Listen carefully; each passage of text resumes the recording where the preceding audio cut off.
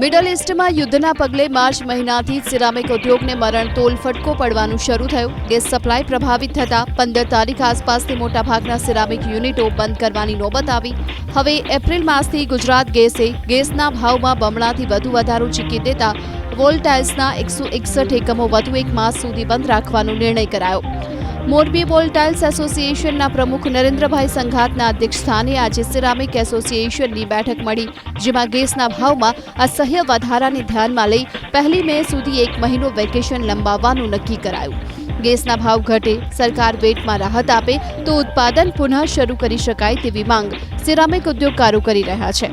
Gulf દેશોમાં 25% જેટલું export કરવામાં આવતું હોય છે, પરંતુ હવે પડતર ઊંચી થતાં ચીન સામે સ્પર્ધામાં ટકી શકાય તેમ ન હોવાથી એક્સપોર્ટને પણ નુકસાન થઈ રહ્યું છે। હાલમાં જે પ્રાઇસ મળે છે એમાં ફેક્ટરી સર્વાઈવ થઈ શકે એવી કન્ડિશન નથી, અને સર્વાનુમતે એવું નક્કી કરેલ છે કે આપણે અત્યારે જો ડિમાન્ડ ના હોય અને પ્લાન્ટ ચાલુ કરીએ તો આપણે 1 મહિના પછી ફરીથી શટડાઉન લેવાનો સમય આવે અને ફરીથી આપણા જે કામદારો છે એ બેકાર બને, તો એનાથી આપણે એવું નક્કી કરીએ કે ગેસના પ્રાઇસ ઘટે અને સરકાર આમાં વેટમાં રાહત આપે તો આપણે 1 મેથી પ્રોડક્શન ચાલુ કરીએ, એવું અમે સર્વાનુમતે આજે વોલ્ટાઇલ્સ બનાવતા યુનિટોએ નક્કી કરેલું છે।